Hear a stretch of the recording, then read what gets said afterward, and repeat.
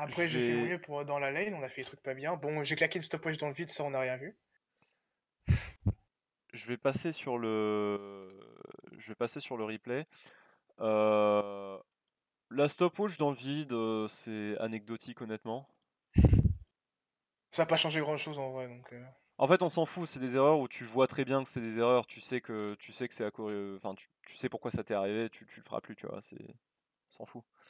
Ce qui est vraiment important par contre, c'est le fait que bah, je t'avais donné un objectif dans la game, et visiblement cet objectif il est passé à la trappe instantanément quand t'es rentré dans ta game, tu vois.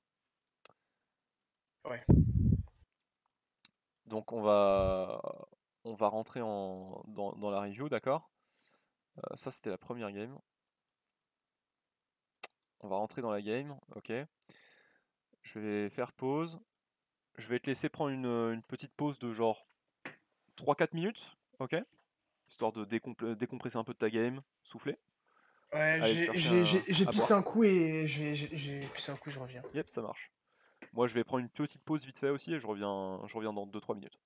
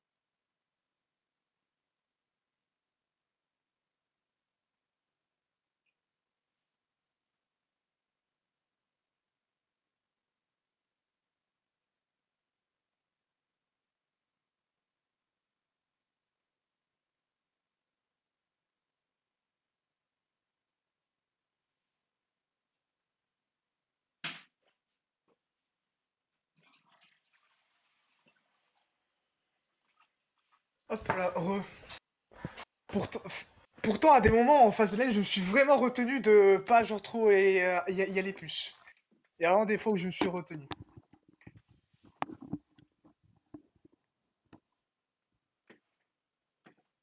Il a dit qu'il revenait dans 2-3 minutes Ah aussi. pardon, j'ai pas entendu. Bon bah, voilà. Vous en pensez quoi de mon niveau exécrable? Dégueulasse, n'est-ce pas, hein? C'est pas étonnant, tu viens de commencer, donc c'est normal. Tu sais, moi, ça fait genre 6 ans que je joue au jeu, et genre, c'est il y a pas longtemps où je commence à accrocher le diamant, tu vois. Genre, ça met du temps à venir, hein. Ça met pas comme ça, hein. Sinon ça se saurait. Ouais.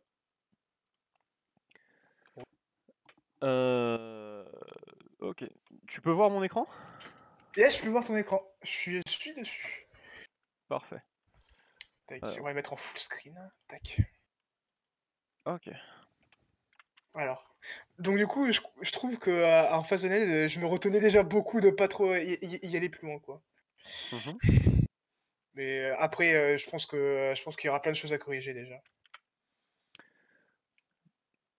Du coup, l'idée, ok, on rappelle, c'est de profiter du fait que ton adversaire est en train de last hit un creep, Pour le poke. qu'il est Là... bloqué dans l'animation auto-attaque pour le poke, d'accord? Parce que Mm. comme ça fait que, comme il est bloqué dans l'animation, il peut pas se déplacer, et donc que ton spell est garanti de toucher, d'accord? Ouais. Du coup, ça implique que toi, en tant que champion, tu dois surveiller ton adversaire, tu dois surveiller principalement ta wave, parce qu'en fait, c'est ta wave à toi qui te donne tes timings de trade, ok? Mhm. D'accord? Donc ça, c'est l'info que tu regardes en premier, ok? C'est l'info dont tu as besoin pour pouvoir timer tes trades correctement. Et en fait, dès lors que leur barre de vie est en létale, il faut que tu lises dans le positionnement de ton adversaire lequel des trois scénarios est-ce qu'il va choisir, ok? Ouais. Si ton adversaire s'apprête à auto-attaque, ça va se voir, il va s'avancer vers le creep, il va se mettre à portée d'auto. Si ton adversaire compte juste Q le sbire, enfin utiliser un spell sur la wave, ça va se Mhm. voir aussi, parce qu'en fait il va pas se mettre à range d'auto, il va juste se mettre à range de spell. Mhm. Ok. Et si ton adversaire compte simplement give up le CS, ça va se voir également, parce qu'il va juste s'écarter du CS, et il va pas chercher à mettre de spell, et il va en fait, si tant est que ces spells sont en CD, tu sais d'office que à la place du 2, il va prendre le 3. Ok? Ouais. Donc, toi, en fait, déjà, tu dois t'avancer au moment où les sbires tombent low pour pouvoir être à portée au moment où le Ouais. creep meurt pour pouvoir CS. Ok? Donc là, tu vois, Yes. déjà, t'es beaucoup trop loin. Ouais, je suis beaucoup trop loin, ouais. Ok? L'idée, en fait, c'est que quand tu as tes bulles de déplacement là, ok, qu'on voit en étape 1, Mhm. que tu te déplaces comme ça dedans, ok, quand tu es à des carrés, par exemple, tu vas utiliser l'arrière de cette poche pour last hit, tu vois, pour maximiser ta distance par rapport au creep. Mais en fait, quand tu vas pressure, à l'inverse, quand tu vas pressure un DCS, en fait, tu vas utiliser l'avant de ta poche, d'accord? Ok. Et du coup là, tu t'avances ici, tu envoies ton spell au moment où lui il met l'auto. Sauf que là, tu vois, on sent que t'as cancel une auto ou je sais pas quoi pour mettre ton E, et du coup le timing il est passé.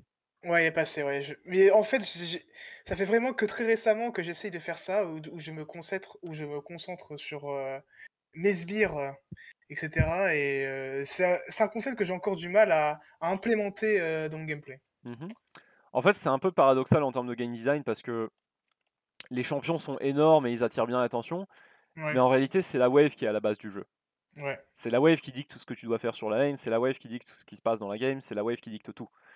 Que tu sois jungler, top laner, bot laner, support, mid, c'est la wave qui est partout, tout le temps présente ok. pour tout. Et en fait, du coup, tes yeux, ils doivent principalement être sur la wave. T'as jamais besoin de regarder tes champions, en fait, parce que tu les vois sur ta vision périphérique. Mhm. Tu, du coin de l'œil, tu es capable de surveiller que lui s'approche pas trop, que toi tu restes à peu près là, et en fait, Yes. regarder ta wave, d'accord? Donc Ouais. quand le Twitch il s'avance comme ça, bah toi en fait, tu remontes ou alors tu te mets ici, tu vois, genre tu cherches l'angle, d'accord? Donc l'angle il est là ou là, et en fait, du coup, tu cherches à mettre une auto sur le Twitch, ok? Ouais, surtout que là, c'est une auto non passif. On s'en fout de ton passif en plus. Mais oui, c'est nice, c'est plus feels good de proc le passif aussi, tu vois. Ouais. Disons que proc ton passif, c'est une résultante du fait que tu punis systématiquement. Parce que le premier sbire, tu mets un spell, deuxième sbire, tu mets l'auto. Ouais. Tu vois. Du coup là, par exemple, tu vois, tu prends ce sbire là, bah en fait, faut pas que ton adversaire l'ait gratuitement. Sauf que là, bah du coup, tu vois, tu pars sur un trade sur le Taric qui n'a rien fait. Le Twitch n'est pas en train de trade ou quoi que ce soit. Et au final, du coup, là, tu perds de la pratique. Et t'as déjà mis 2 spells, les deux ont amoché tes adversaires, mais. Enfin, t'as raté le E, mais je veux dire, t'as déjà utilisé un tiers de ton mana pool, et au final, t'as pas beaucoup train, tu vois. Mais je pense que je devrais vraiment me faire un autre compte pour ça parce que j'avais trop la distraction d'LP, tu vois, dans la tête, Mhm. comme tu dis. Faudrait que je m'en fasse un autre de compte.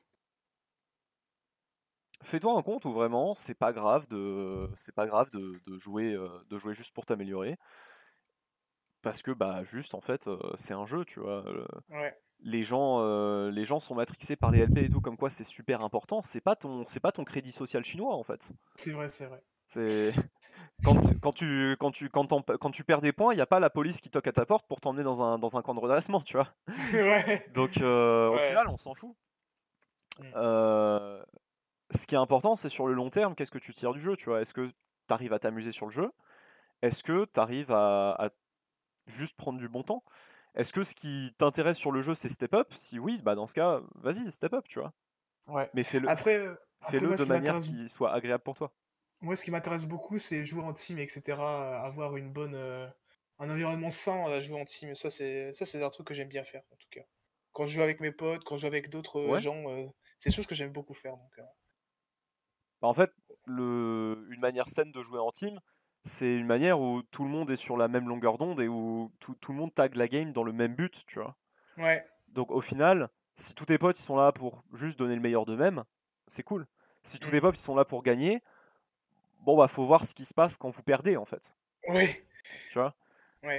C'est-à-dire que à partir du moment où t'as pas un skill qui est immensément au-dessus de ce que du niveau dans lequel du niveau autour duquel tu joues, perdre, ça va être un résultat qui est naturel.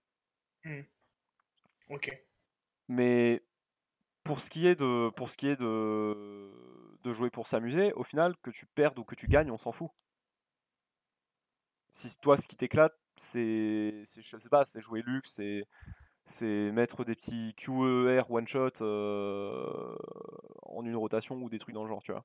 Ouais, en tout cas, ce qui me plaît le plus, c'est en tant que Léona, c'est déjà arriver à tuer en 2v2 bot lane et ensuite arriver à impacter la carte, etc., en faisant des roams, etc. Ça, c'est ce que Mhm. j'aime beaucoup faire. Mais bon, c'est pas le principe du coaching today. Aujourd'hui, c'est le contest de CS. Non, mais en fait, est-ce que le contest de CS, c'est quelque chose qui t'intéresse? Parce que si ce qui t'éclate, c'est jouer Léona et c'est kill en 2v2 et tout, bah en fait, tu peux juste t'améliorer pour kill en 2v2 et t'améliorer pour roam, tu vois. T'as Mm. pas vraiment besoin de t'intéresser à ce genre de coaching qui est plus technique. Ouais, mais après, je pense qu'il est nécessaire quand même que et puis je pense que le fait d'avoir ces connaissances-là que je suis en train d'acquérir Mhm. va me permettre en fait d'être beaucoup plus régulier dans mes phases de lane. Ouais. Et ça, je pense que c'est un truc qui me manque parfois, de la régularité. Donc Et, du coup, je pense que et ceux que tu joues Lux ou Léona, tu vois. Parce que sur ouais, Léona, pareil, la Zenith Blade, en fait, tu vas la tag en la timant sur le moment où ton adversaire il est immobile. yes. Ok. Ouais, ok. Du coup, voilà, c'est un concept qui est intéressant pour toi de travailler. Mais maintenant, faut bien que tu sois conscient que ce qui t'intéresse sur le jeu, c'est pas ça. Donc n'y coule pas des heures et des heures. Ok. Ouais, ok. Entraîne ça à ton rythme, à ta manière. Mais sur le jeu, ne perds jamais de vue qu'est-ce qui t'amuse en fait. Mhm. Ok. Ok. Parce que bon, bah là, tu vois, par exemple, sur cette session de jeu, il n'y a pas énormément de value à en tirer au final. Parce que bah, les timings de tes spells sont aléatoires. C'est pas vraiment basé sur le fait que ton adversaire last hit. Tu vois, genre là, le timing du Ouais. E, c'est quel sbire que tu essaies de punir. En fait, je voulais essayer de punir le canon, mais c'est le target qui l'a pris, du coup, enfin, genre, Mhm. j'ai juste mal joué, quoi. Ensuite, Là, là, je crois que tu vas mettre une cage, tu vas aller toucher une cage sur le Twitch quand il va passer en dessous de la tour, là, je crois. Mm. Euh, Pareil, à ce moment-là, tu vois, genre, bon, bah, tu te prends un coup de tour, le sbire que tu cherches à punir, et c'est pas clair. Là, derrière, à chaque fois que tu vas mettre un spell, en fait, ce sera jamais dans un moment où le Twitch est bloqué dans une animation, c'est toujours dans un moment où il est déjà en mouvement et juste tu te reposes sur le fait que tes spells sont larges, en fait. Ouais, mais enfin, j'ai jamais vraiment. Là, je voulais punir le mêlé là. Uhum. Donc, du Mais coup, genre, attends, j'ai. en fait, pour punir le mêlé, attends qu'il soit à range. Ouais. Parce qu'en fait, ce qui est intéressant, c'est avec la compétence de l'étape 2, c'est qu'en fait, tu as les 3 scénarios pour la site, ok. Et en fait, ce qui est intéressant avec la compétence d'étape 2, c'est que tu réagis au choix de ton adversaire. D'accord? Ok. Sauf que là, en faisant ça, là, tu réagis pas, tu lui imposes son choix. Parce que tu lui dis, bon bah voilà, ce creep là, tu vas le rater parce que si tu t'avances, tu vois, tu prends le. Sauf Mm. que ça, c'est pas intéressant. Parce qu'en fait, ça dépend du match-up, ça dépend de plein de choses, tu vois. Ouais. Et là, dans ce match-up précis, ouais, le fait de mettre un E par terre, ça suffit à lui deny le CS. Mais par exemple, si à la place de Twitch, je te mets Xerath bot, bah en fait, il va juste Q comme ça et l'avoir son CS. Ouais. Et il s'en fout un petit peu de brûler du mana comme ça. Si je te mets contre, je ne sais pas, Caitlyn, contre Draven Blitzcrank, tu ne peux pas deny comme ça en fait. Parce que si tu craques un spell, il te court dessus, il te tue. Mm. Tu vois. Par contre, là, le dernier E que j'ai fait, celui-là, il était bien, je crois. Là, je voyais le mêlé là qui allait crever là. Du coup, il allait y aller. Et paf, Ouais, j'ai mais mis mon E. tu vois, en fait, il est pas dans une animation. Il a cancellé son animation. Il a rien cancel du tout. Hein. Il a juste pas démarré l'auto. Et en fait, son spacing était pas bon parce qu'il était contre le mur, du coup il pouvait pas dodge. Et en fait, la seule raison pour laquelle tu l'as touché, c'est parce qu'il faisait des allers-retours dedans et qu'il s'est mal positionné. Hmm. Tu vois ce que je veux dire? Tu touches ton E parce que ton adversaire est mauvais, pas parce que toi tu joues bien. Ok, d'accord. Ce qui n'est pas du coup une manière constante de jouer. Hmm. Et le truc en fait, c'est que du coup, t'as ce sbire qui est low, et toi tu lances ton spell en te disant bah c'est bon, le sbire est low, je peux y aller. Sauf qu'en fait, ce que tu oublies, c'est que le principe, c'est pas de. Le principe, l'esprit de la stage, c'est de punir ton adversaire quand il prend les ressources. C'est pas de l'empêcher de prendre des ressources. Ok. Ok, d'accord. Et là, tu vois, genre, si en fait, à la place de faire son petit hop, je m'arrête là, et hop, il avait juste fait ça, t'aurais pas touché. Hmm. Parce qu'en fait, le moment où tu lances le E, il était même pas encore immobile, tu vois. Ouais, mais ouais, c'est vrai, mais la fenêtre, j'ai l'impression qu'elle est assez serrée pour toucher. Le but, c'est pas que ton E explose au moment où il est bloqué dans l'animation. Le but, c'est que il démarre l'animation, ok. Et toi, tu lances ton E à ce moment-là. Du Ok. coup, sur le travel time de ton E, le temps que lui, son animation se finisse totalement et qu'il reprenne possession de son perso et qu'il bouge, il a pas le temps de sortir de là-haut de ton E. D'accord. Ok. Ok. C'est-à-dire que sur la timeline, euh, si là, c'est le moment où il commence l'auto-attaque, que là, c'est le moment où l'auto-attaque se termine, ok. Donc ça, c'est la fenêtre où son perso il est immobile. Mhm. C'est sur cette fenêtre-là que je peux lancer mon E, que je dois lancer mon E, pas avant, pas après. C'est dans la fenêtre là que toi tu dois lancer ton E en fait. Et Ok, donc d'accord. le sbire il est low avant ça, d'accord. Donc toi tu te prépares déjà. Le temps de réaction c'est constitué de ton temps de réflexe qui est à peu près le même chez tous les êtres humains qui est environ 0,2 secondes. Et c'est l'autre partie du temps de réaction, c'est l'anticipation. C'est le fait que tu es déjà prêt parce que tu sais déjà en fait qu'est-ce que tu cherches à punir, tu attends juste l'élément déclencheur. Mhm. Et donc comme toi tu es prêt, ton temps de réaction il va survenir à peu près là. Et ça c'est l'animation de ton spell avec le travel time de ton spell. Et en fait l'idée c'est que ton adversaire il n'a pas le temps entre là et là de parcourir la distance pour échapper à ton spell. Mhm. Yes. Ok. Ok. Bah, je pense que je vais devoir faire un autre compte spécial pour ça alors, parce que c'est pas du tout acquis. Et là, bah là, j'ai full raté le E, hein, on l'a vu. Là c'est un petit trait sur le support qui est fine parce que de la décarrier est pas à range. Et tu vois, faut vraiment conscientiser le fait le fait de prendre tes trades, soit parce qu'il y en a un qui est pas à range, soit parce que la décarry est occupée, tu vois. Et de timer tes agressions, c'est ça qui est vraiment, vraiment le plus important. Mhm. Parce que là, du coup, tu vois, t'as déjà brûlé quasiment tout ton mana. Et au final, en termes de timing, on a exploité peut-être deux timings pour t'entraîner, tu vois. Ouais. Mais c'est super dur à mettre en place, hein. Je Ah, bien trouve que sûr. c'est... Bien sûr que c'est dur à mettre en place, tu vois. Mais je te dis juste, bah, déjà, de manière sensible, c'est peut-être pas ce qui t'intéresse le plus sur le jeu. Donc c'est pour ça que je te dis, bah, ne coule pas trop de temps dedans et Mais concentre-toi sur les choses qui t'éclatent vraiment. Donc sur les all-in avec, par exemple, Train plus Leona, tu vois, que ouais, Lux. mais en soi, tu vois, les all-in vont mieux marcher parce que je punis le CS. Oui. Donc du coup, c'est légitime de train ça, quoi. Ouais, mais tu peux le train sur Leona et tu peux le train à ta manière, de manière plus agréable pour toi et plus intéressante pour toi aussi, tu vois. Oui, c'est vrai. C'est-à-dire, Ouais, je suis pas en train de te dire ne train pas ça, je suis en train de te dire train-le différemment parce que cette façon-là te convient pas. ok. C'est pas celle qui est optimale pour toi, tu vois. Hmm. Euh, la- le système d'étapes, c'est un outil. Le système d'étapes, c'est un outil, et en fait, l'outil doit être adapté à l'élève. Ok. Hmm. C'est jamais l'élève qui doit s'adapter à l'outil. Donc, Ok. l'idée, en fait, c'est que toi, tu es un individu unique.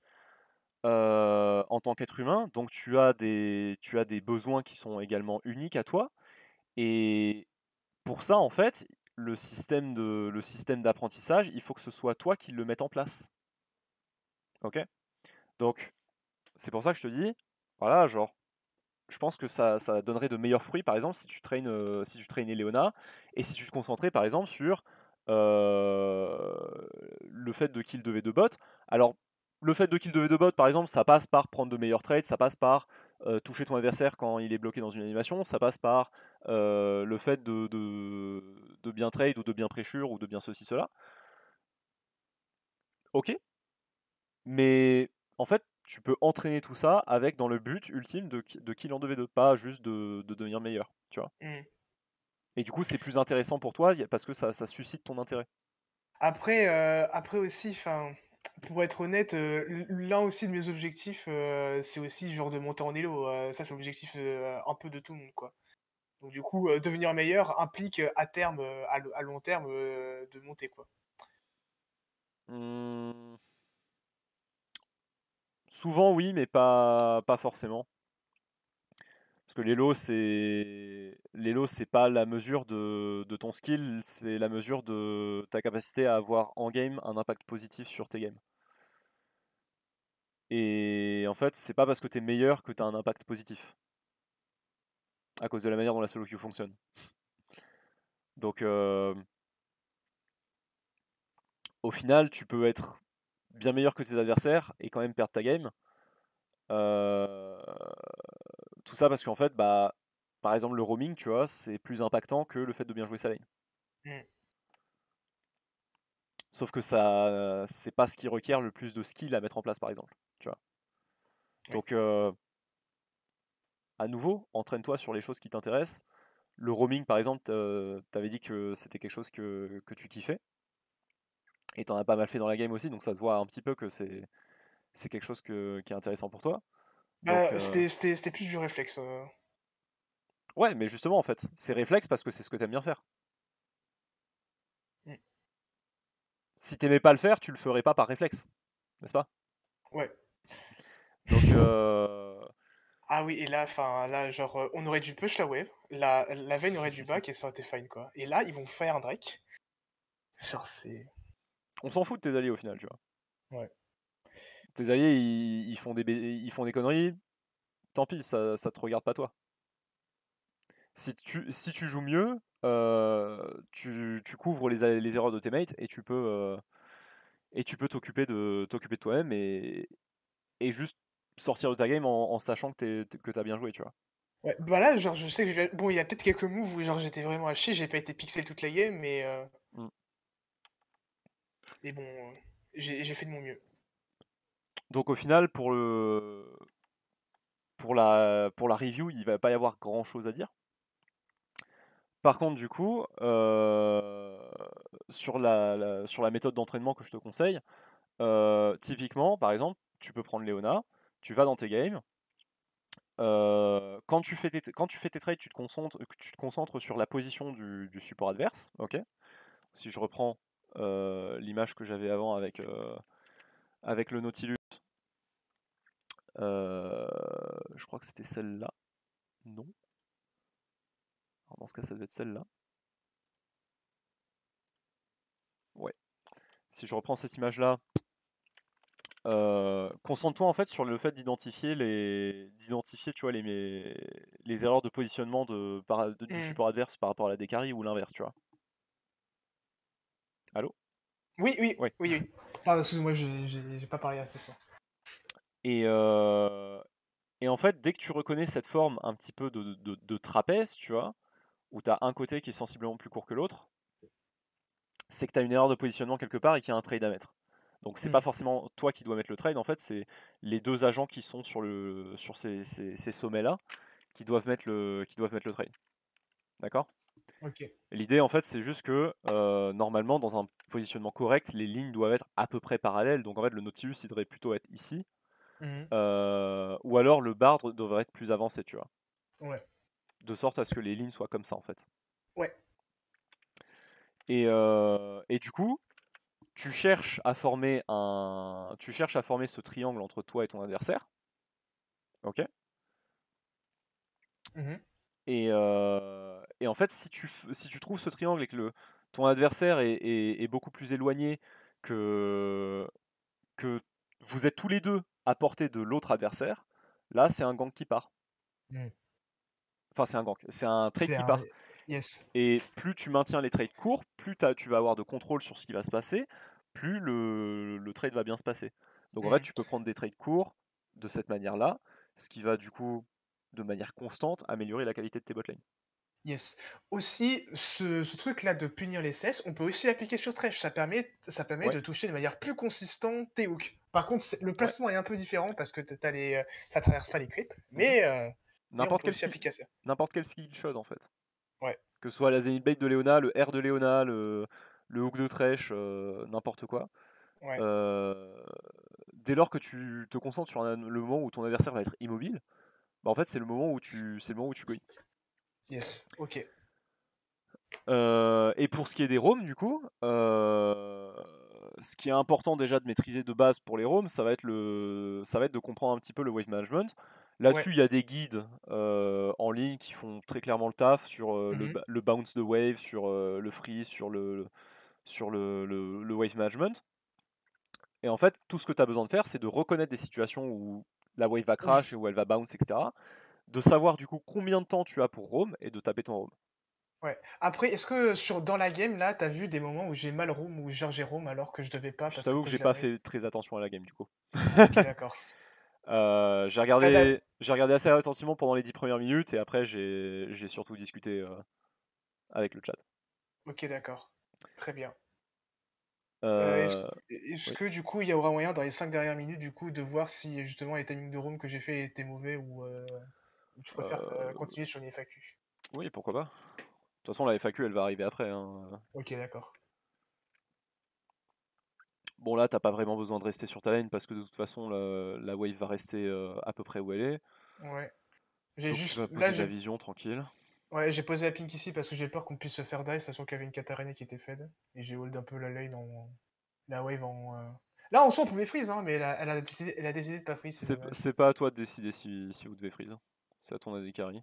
Si Ouais. ton AD carry cherche à full push la wave, bon bah tranquille, tu full push la wave, tu crashes sous la tour.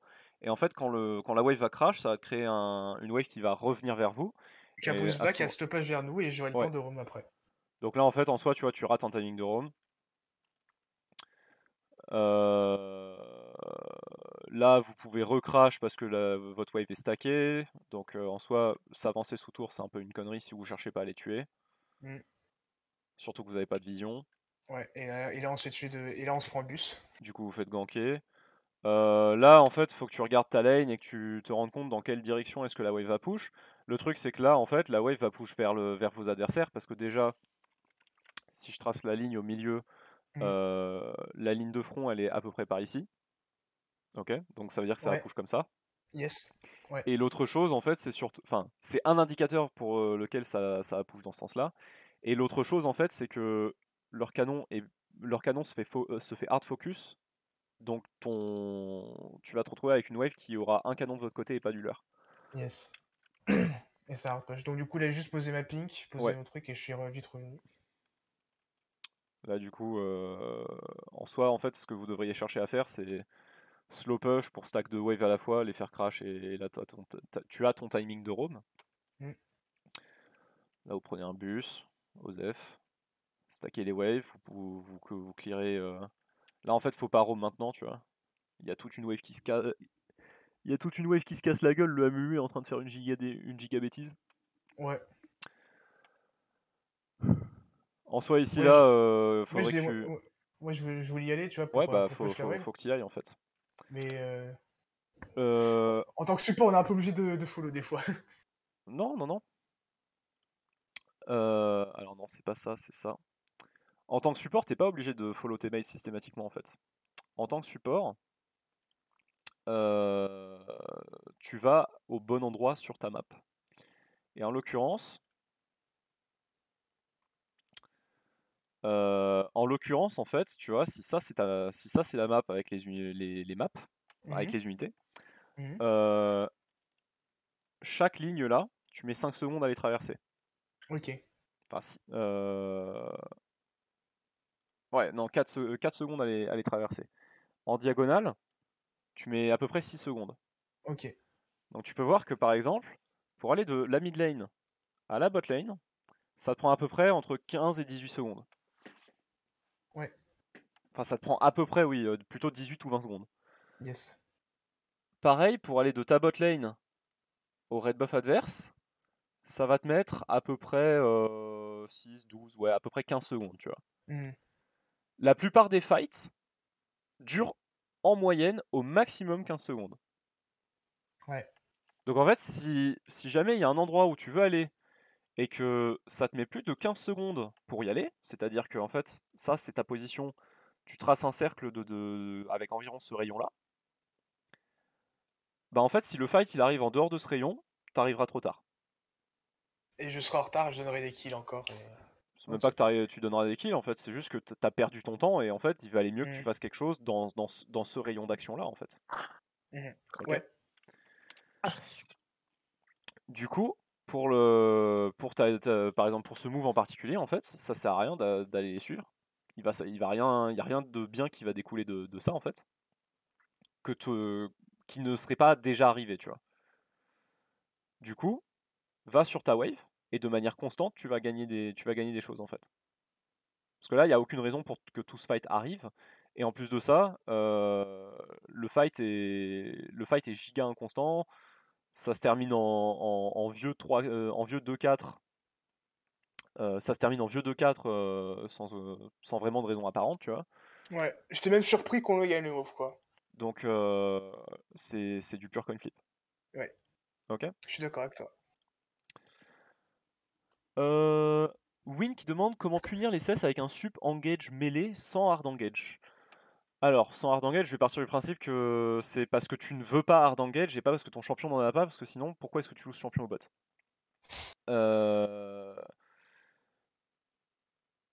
La raison simple, c'est. Enfin, la réponse simple, c'est que tu ne peux pas. La réponse un peu plus. La réponse un peu plus développée, c'est que tu peux, mais de manière passive. Tout à l'heure, en fait, quand j'avais dit, ouais, dans l'étape 2, il y a le fait de trade de manière active et de manière passive. Par là, en fait, j'entends que tout ce que j'ai décrit jusqu'à présent, c'est le trade actif avec la Lux qui met le spell sur l'adversaire. Maintenant, imaginons, tu joues Nautilus, Leona ou quoi que ce soit, et t'as déjà E, et du coup, t'as pas récupéré ton E, ou ton Q. Comment tu fais? En fait, tu vas faire exactement comme si tu voulais effectivement trade sur ton adversaire. C'est-à-dire que, imaginons, je vais attendre que le Nautilus, qui a un exemple qui se montre. Donc imaginons que ce sbire là tombe low par exemple. Il faudrait que le Nautilus s'avance un tout petit peu. Voilà, donc ah, à l'aide. Hop.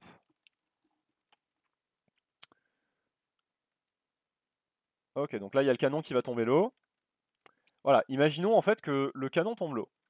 Ici, ce serait suicidaire pour le Nautilus d'aller trade sur Lux et Jhin, parce que déjà tout le monde est level 2. Ezreal est trop loin.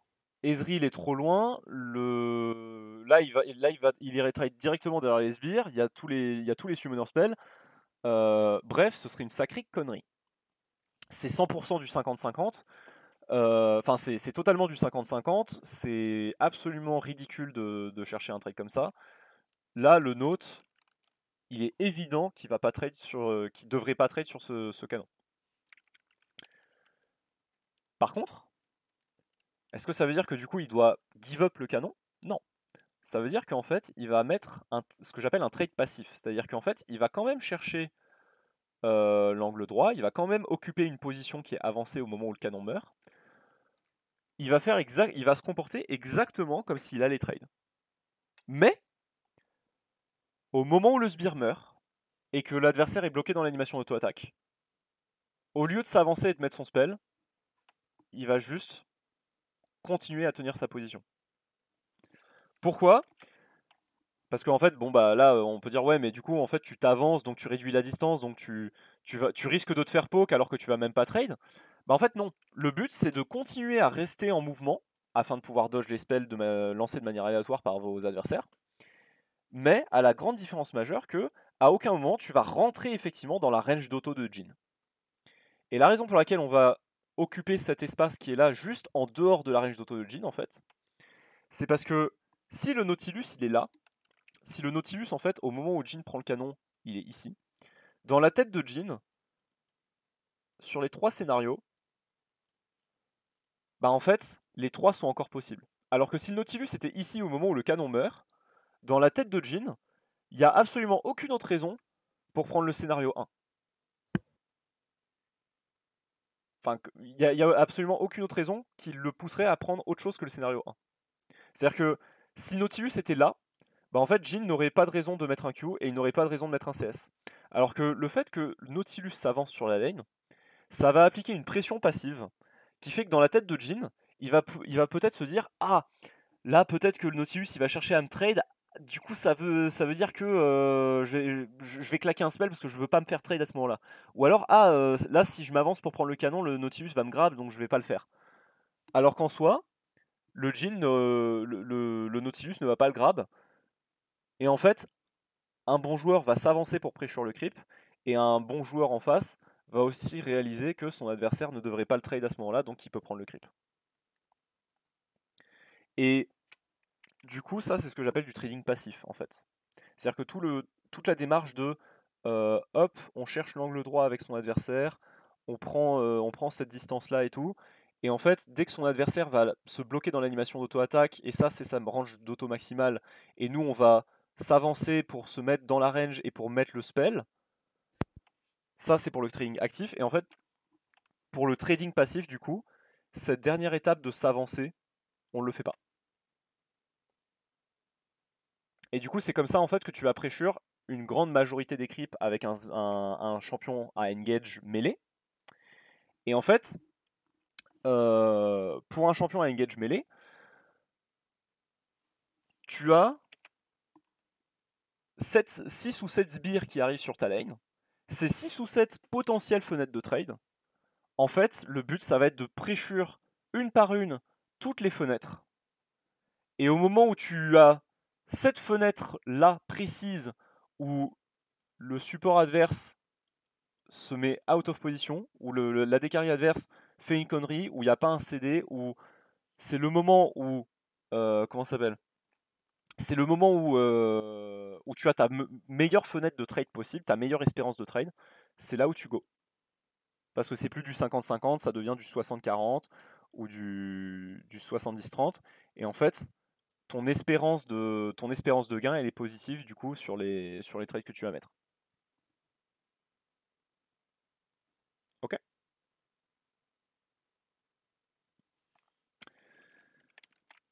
Et du coup, tu peux aussi appliquer ça sur ta Léona. J'ai bien écouté. Et puis en fait, c'est là qu'on voit toute la différence entre les gens qui jouent les super mêlés ou pas, c'est que quand ils jouent les bush, le contrôle des bush, etc. Et qu'ils essaient de foutre la pression. Ouais. Et c'est là qu'on voit généralement si c'est un bon support ou pas. Le truc en fait, c'est que même sur un support ranged, c'est quelque chose que tu peux quand même faire. Ouais.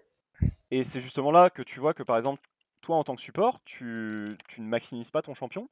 Parce qu'en fait, la range que tu maintiens avec ton adversaire, souvent, elle va être beaucoup plus grande que leur range d'auto. Parce qu'en fait, tu vas beaucoup trop te reculer. Genre, là, pourquoi tu es là, par exemple, tu vois ? J'avais peur du Nautilus. Tu as peur du Nautilus, mais en fait, rends-toi compte que Ezreal est là, que le Naut, il est ici, que s'il te grave, il se retrouve là, en 1v2, et donc qu'il n'y a absolument aucun monde où il te grave, en fait. Ok. Là, mais justement, c'est des situations que... Tu cours vers le bush, et Nautilus est obligé d'en sortir, en fait. Ok. Nautilus est obligé de sortir du bush. Si tu viens là et que tu ward le bush, il n'y a absolument aucun monde dans lequel tu te fais aggro, ou tu te fais trade. Et tu perds le trade. Ok. Tu vois ? Juste parce qu'en fait, tu ne surveilles pas ta distance par rapport à tes adversaires.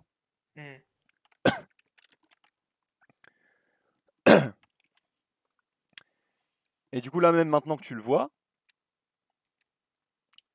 là, vous êtes en train d'avancer, du coup. Et là, re-regarde la distance entre toi et lui. Pourquoi tu te recules sur ta lane? Là, en soi, tu devrais toujours jouer juste derrière tes creeps, tu vois. Mm. Pourquoi t'es aussi peu avancé? Va warder, et une fois que tu as wardé, joue devant, tu vois. Joue autour de ta ligne de front. Ok. Ouais, c'est vrai qu'on positionnement des fois avec Lux, il est un peu douteux.